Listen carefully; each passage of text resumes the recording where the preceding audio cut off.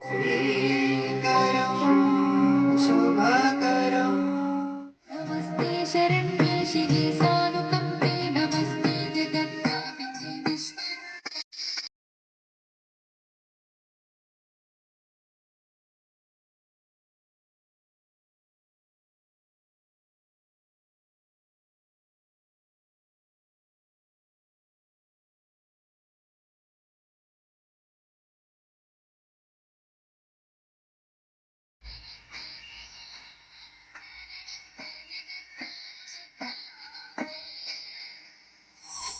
ప్రేక్షకులకు నమస్కారం. శ్రీకరం శుభకరం అదృష్టం ఆరోగ్యం ఐశ్వర్యం కార్యక్రమానికి స్వాగతం సుస్వాగతం. ఈ రోజు నుండి వారాహి నవరాత్రులు ప్రారంభమవుతున్నాయి. ఈ సందర్భంగా ఈ నవరాత్రుల విశిష్టత గురించి వివరంగా మనకు తెలియచేయనున్నారు ప్రముఖ ఆధ్యాత్మికవేత్త, జ్యోతిష శాస్త్ర నిపుణులు, ప్రశ్నాశాస్త్ర ప్రావీణ్యులు, జ్యోతిష భాస్కర శ్రీ గడ్డమనుగు తేజస్వి శర్మ గారు. ఇక గురువు గారిని ఆహ్వానించి కార్యక్రమాన్ని ప్రారంభిద్దాం. నమస్కారం అండి గురువు గారు. నమస్కారం అమ్మ. శ్రీ గురు గణేష్ మేధా దక్షిణామూర్తి సహిత శ్రీ బాలాత్త వసుందరై నమ. గృహీతోగ్ర మహాచక్రే దంస్ట్రోద్ధృత వసుందరే వరాహ రూపిణి శివే నారాయణ నమోస్తుతే.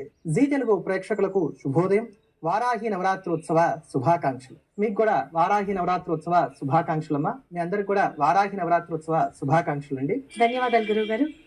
ఇవాళ కార్యక్రమంలో మేము అందరం ఏం తెలుసుకోబోతున్నామో వివరిస్తారా అండి? అలాగేనమ్మా. ఇవాళ నుంచి కూడా సుప్రసిద్ధమైనటువంటి వారాహి నవరాత్రులు ప్రారంభమవుతున్నాయి. ఈ రోజున మనందరి చేత కూడా ఈ నవరాత్రోత్సవాలలో వారాహి పూజ చేయించడానికి ఈ రోజున మన శ్రీకరం శుభకరం కార్యక్రమానికి పండితులు కూడా విచ్చేస్తున్నారు. వారందరితో కలిపి ఈ రోజున మీ అందరి చేత కూడా వారాహి అష్టోత్తర శతనామ పూజ చేయించబోతున్నారు. అలానే ఈ రోజున అమ్మవారిని ఇక్కడ సుప్రతిష్ఠితురాలని చేశాం.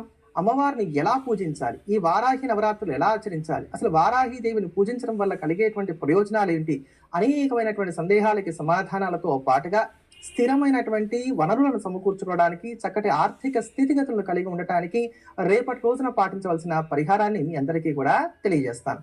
ఇవన్నీ తెలుసుకోవడానికి ముందుగా యథావిధిగా కార్యక్రమాన్ని పంచాంగంతో ప్రారంభిద్దాం.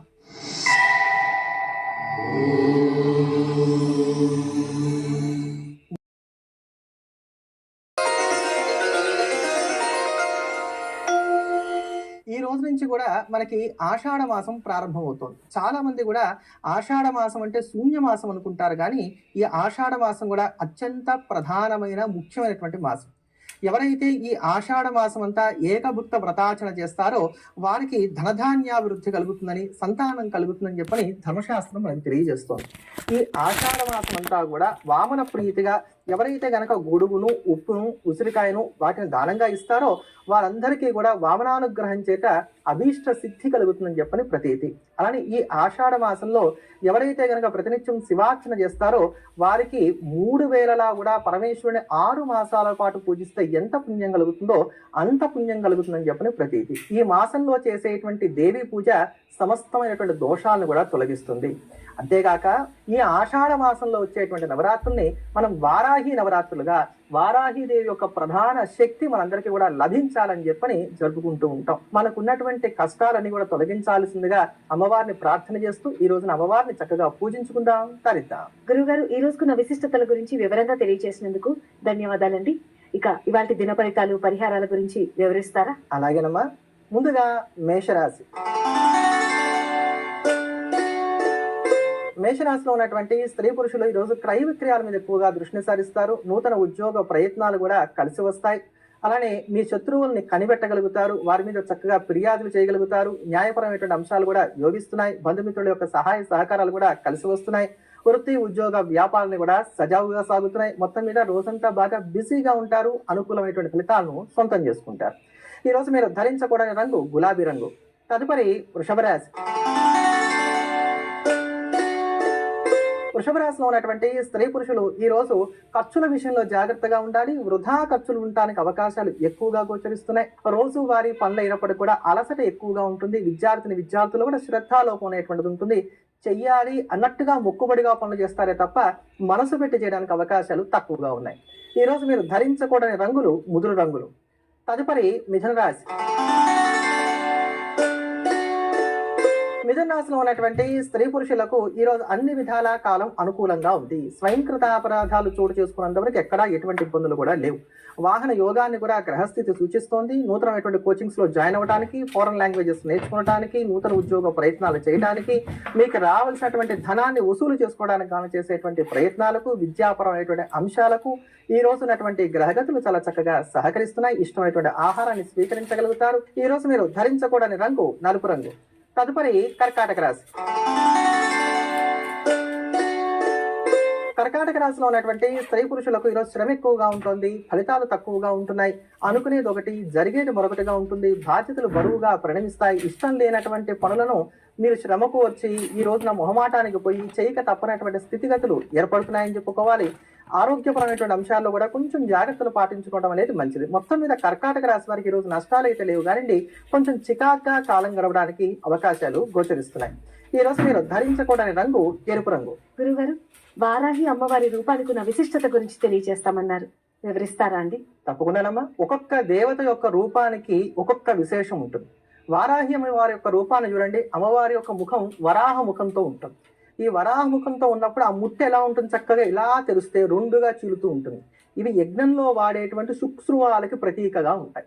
అలానే శరీరం మీద ఉండేటువంటి రోమాలు ఏవైతున్నాయి ఇవన్నీ కూడా వారాహి అమ్మవారి యొక్క రోమాల నుంచి వచ్చినటువంటివి దర్భలు. అందుకని సాక్షాత్తు దర్భలన్నీ కూడా అమ్మవారి యొక్క రోమకూపంగా ఉంటాయి. అమ్మవారి యొక్క నాలుక అగ్నిహోత్రమై ఉంటుంది. అలానే అమ్మవారి యొక్క నేత్రాలు, కళ్ళు ఏవైతున్నాయి ఇవన్నీ కూడా ఆజ్య పాత్రలు, అంటే నేతితో నిండినటువంటి పాత్రలు అన్నమాట. హోమం దగ్గర ఉపకరించేటువంటివి. అంతేకాకుండా అమ్మవారి యొక్క చెవులు ఏవైతున్నాయో ఇవి రెండు కూడా చమస, పురోడాస అనేటువంటి హోమాలకు ప్రతీకగా ఉండేటువంటిది. అమ్మవారి యొక్క కంఠ వివరం ఏదైతే ఉందో ఇది సోమపాత్రగా చెప్పబడుతుంది. ఏదైతే సోమలత నుంచి తీసినటువంటి సోమాన్ని మనం శ్రౌతయాగాల్లో అర్పిస్తామో దానికి ప్రతీకగా ఉండేటువంటిది అమ్మవారి యొక్క కంఠ వివరం. అమ్మవారికి ఉండేటువంటి ప్రధానమైనటువంటి ఆయుధాలు రెండు. ఒకటి ముసలం, రెండోదేమో నాగలి. శత్రువుని అమ్మవారు చంపేటప్పుడు నాగలి వేసి వాడి మెడను బట్టి ఇలా లాగి ఆ ముసలం తీసుకుని వాడి తలకాయ మీద వేసి ఒక్క కొడితే శుభ్రంగా పండు ఎలా తిరుగుతుందో వాడి తలకాయ అలా తిరిగిపోతుంది. అలా అందరినీ సంహరించమని కాదు, అలా మనలో శత్రువులు ఉన్నారు. కామం, క్రోధం, లోభం, మోహం, మదం, మాత్సర్యం ఇట్లాంటివన్నీ మనలోనే దాగున్నాయి కదా అమ్మా. అందుకని నీ నాగలి వేసి నాలో ఉన్న కోపాన్ని లాగి, నాలో ఉన్నటువంటి లోభాన్ని లాగి, నాలో ఉన్న దుర్గుణాలన్నీ కూడా తీసేసాయి. నీ ముసలం పెట్టి నా దుర్గుణాలన్నింటినీ కూడా దండించు, నన్ను సద్గుణ సంపన్నుడిగా తీర్చిదిద్దు అనేటువంటి భావన మనం ఆ అమ్మవారి దగ్గర చేసినట్లయితే గనక ఆ తల్లి సంతోషపడి ఇవన్నీ కూడా మనందరికి కూడా అనుగ్రహిస్తుంది. అమ్మవారి బొళ్ళో ఎప్పుడు కూడా చెండోచ్చుండు అనేటువంటి పిల్లవాడు ఉంటాడు. ఆ చెండోచ్చుండులానే మన అందరినీ కూడా లారించి ఆ తల్లి పాలిస్తుంది అంటలో సందేహం లేదు. చిన్న రోజులు కూడా అమ్మవారిని శ్రద్ధాపూర్వకంగా చక్కగా పూజిస్తారో వారందరికీ కూడా ఇవన్నీ కూడా కలుగుతాయి. అంతేకాకుండా వారాహి మహాలక్ష్మి యొక్క స్వరూపం. మహాలక్ష్మీదేవి అంటే ఎవరంటే సిరి సంపదలు ఇచ్చేటువంటి తల్లి. కనుక వారాహీదేవిని పూజించేటువంటి వారికి ఐశ్వర్యానికి కూడా ఉంటుంది. అందుకోసం చెప్పిన ఈ 9 రోజులు కూడా ఎవరైతే రాత్రి వేళ అమ్మవారిని పూజిస్తారో సహస్రనామంతో కావచ్చు, అష్టోత్తరంతో కావచ్చు, లేదా వారాహి వజ్ర పంజర స్థలం అని చెప్పని ఉంటుంది. 12 నామాలు ఉంటాయి అమ్మవారి. ఈ 12 నామాలు కూడా చదివినట్లయితే కనుక, వాటితో అర్చించినట్లయితే కనుక ఎలా అయితే పంజరంలో ఉన్నటువంటి చిలక సురక్షితంగా ఉంటుందో అలా అమ్మవారి యొక్క తేజస్సు అనేటువంటి కలశం వాళ్ళు కాపాడుతూ ఉంటుంది చెప్పని మీరు ఉండేటువంటి కలశం దేవతే తెలియజేశారు. విరామం తర్వాత శ్రీకరం శుభకరం అదృష్టం ఆరోగ్యం ఐశ్వర్యం కార్యక్రమానికి పునఃస్వాగతం. ఈ వారాహి నవరాత్రులలో మనందరికీ కూడా అమ్మవారి యొక్క పరిపూర్ణమైనటువంటి అనుగ్రహం కలగడానికి కానీ ఇప్పుడు ఇక్కడ విచ్చేసినటువంటి పండితులు ఇద్దరు కూడా కలిసి మనందరి చేత కూడా వారాహి అష్టోత్తర శతనామావళిని చేయిస్తారు. కింద చక్కగా స్క్రోల్ అవుతూ ఉంటాయి. ప్రతి నామాన్ని కూడా మనస్ఫూర్తిగా నమస్కారం చేసుకుంటూ ఆ నామాలతో పాటు చదువుకుంటూ అమ్మవారిని కొలిచేటువంటి ప్రయత్నించేది. లేదా చక్కగా టీవీ సౌండ్ పెద్దగా పెట్టుకొని దాన్ని శ్రద్ధగా వింటూ మనస్ఫూర్తిగా అమ్మవారిని శరణు వేయండి. మీ మనస్సులో ఉండేటువంటి ఎటువంటి ధర్మబద్ధమైనటువంటి కోరికైనా సరే ఈ పూజ వల్ల నెరవేరుతుంది. వరాహవదనాయై నమః, వరాహ్యై నమః, రూపిణ్యై నమః, వరాననాయై నమః, మూలముఖ్యై నమః, జగదంబాయై నమః, కారుణ్యై నమః, విశ్వేశ్వర్యై నమః, సిద్ధిన్యై నమః, చక్రిణ్యై నమః, శూలగదాహస్తాయై నమః, సలధారణ్యై నమః, సకాది సమాయుక్తాయై నమః, అభయప్రదాయై నమః, స్కార్ధధారిణ్యై నమః, వరాయై నమః, మహాఘోరాయై నమః, మాయాయై నమః, జగదాంబ్యై నమః జగదీశ్వర్యై నమః అంధే అంధిన్యై నమః రుంధన్యై నమః అంధే జంభిన్యై నమః మోహిన్యై నమః అంధే స్తంభిన్యై నమః దేవేశ్యై నమః ఓం శత్రునాశిన్యై నమః భుజాయై నమః చతుర్హస్తాయై నమః భైరవాంతస్థాయై నమః కపిలలోచనాయై నమః సంజయై నమః యోగేశ్యై నమః నీలమణిప్రభాయై నమః జనాద్రిప్రతీకాశాయై నమః ఆరూఢాయై నమః లోచనాయై నమః శ్యామలాయై నమః పరమాయై నమః ఈశాన్యై నమః నీలాయై నమః గిరీవరసన్నిభాయై నమః స్తనసమోపేతాయై నమః అతిరాయై నమః అలాత్మికాయై నమః అంబికాయై నమః జగద్ధారిణ్యై నమః సర్వపత్రమనాశిన్యై నమః సగుణాయై నమః విశ్వనాయై నమః విద్యాయై నమః విద్యాయై నమః విశ్వవశంకర్యై నమః మహారూపాయై నమః మహేశ్వర్యై నమః మహేంద్రికాయై నమః విశ్వవ్యాపిన్యై నమః దేవ్యై నమః వసూనాం అభయంకర్యై నమః కాళికాయై నమః భయరాయై నమః బలిమాంసమహాప్రియాయై నమః జయ భైరవ్యై నమః కృష్ణాంగాయై నమః పరమేశ్వరవల్లభాయై నమః సుధాయై నమః స్తుత్యై నమః సురేశాన్యై నమః బ్రహ్మాదివరదాదిన్యై నమః స్వరూపిణ్యై నమః సూనాం అభయప్రదాయై నమః వరాహదేహ సంభూతాయై నమః రోణివారలసై నమః క్రోధిన్యై నమః నీలాస్యై నమః శుభదాయై నమః అశుభవారిణ్యై నమః శత్రూణాం వాక్స్తంభనకారిణ్యై నమః శత్రూణాం గతిస్తంభనకారిణ్యై నమః శత్రూణాం మతిస్తంభనకారిణ్యై నమః శత్రూణాం అక్షిస్తంభనకారిణ్యై నమః శత్రూణాం ముఖస్తంభన్యై నమః శత్రూణాం జిహ్వాస్తంభిన్యై నమః శత్రూణాం నిగ్రహకారిణ్యై నమః అష్టానుగ్రహకారిణ్యై నమః సర్వశత్రుక్షయంకర్యై నమః సర్వశత్రుసాధనకారిణ్యై నమః సర్వశత్రువిద్వేషకారిణ్యై నమః భైరవీ ప్రియాయై నమః మంత్రాత్మికాయై నమః చంద్రరూపాయై నమః మంత్రరూపిణ్యై నమః దీర్ఘాత్మికాయై నమః దేవదేవ్యై నమః తేజస్కర్యై నమః సిద్ధిదార్థప్రదాయిన్యై నమః లక్ష్మీ వినాశిన్యై నమః సంప్రదాయై నమః మోక్షకారిణ్యై నమః బాహువారాహ్యై నమః స్వర్ణవారాఖ్యై నమః భగవత్యై నమః ఈశ్వర్యై నమః సర్వారాధ్యాయై నమః సర్వమయాయై నమః సర్వలోకాత్మికాయై నమః మహిషనాశనాయై నమః బృహద్వారాహ్యై నమః గురుగారు తదుపరి రాశి యొక్క దినఫలితాల గురించి వివరిస్తారా అండి? తదుపరి ధనుసు రాశి. ధనుసు రాశిలో ఉన్నటువంటి స్త్రీ పురుషులకు ఈ రోజు ఇంటర్వ్యూలు సక్సెస్ అవుతాయి. క్రయ విక్రయాల గురించి అంశాలన్నీ కూడా సానుకూలంగా సాగుతున్నాయి. మనసుకు సంతోషం కలిగించేటువంటి సంఘటనలు చోటు చేసుకుంటాయి. తల్లిదండ్రులు కావచ్చు, లేదా వయసులో కానీ హోదాలో కానీ పెద్దవారైనటువంటి వారు కావచ్చు, వారి యొక్క సహాయ సహకారాలు ఈ రోజున మీకు కలిసి రావడానికి అవకాశాలు ఎక్కువగా ఉన్నాయి. మొత్తం మీద చాలా అనుకూలమైనటువంటి కాలం, దీన్ని సద్వినియోగం చేసుకోండి. ఈ రోజు మీరు ధరించకూడని రంగు నీలం రంగు. తదుపరి మకర రాశి.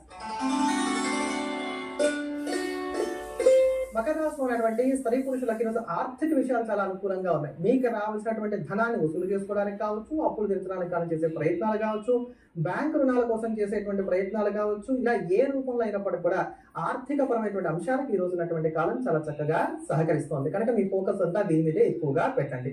ఇష్టమైనటువంటి ప్రయాణాలు ఉంటాయి. మెచ్చుకోలు కూడా ఈరోజు సాయంత్రం తర్వాత కలగడానికి అవకాశాలు ఏర్పడుతున్నాయి. ఈ రోజు మీరు ధరించకూడని రంగు బూడిద రంగు. తదుపరి కుంభరాశి.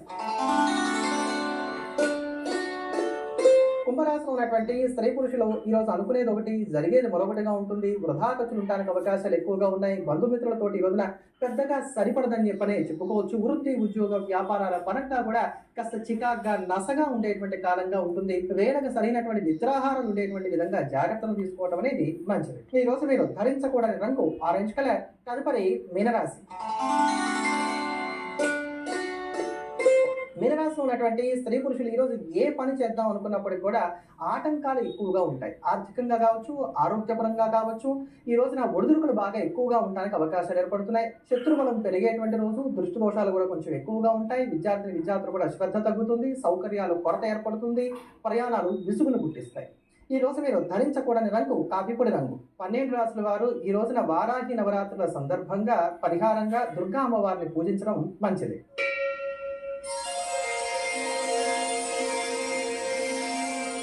గురు గురుగారు, ఆర్థికాభివృద్ధికి అలాగే అదృష్టం కలిసి రావడానికి రేపటి రోజున పాటించవలసిన పరిహారం గురించి తెలియజేస్తామన్నారు. వివరిస్తారా అండి?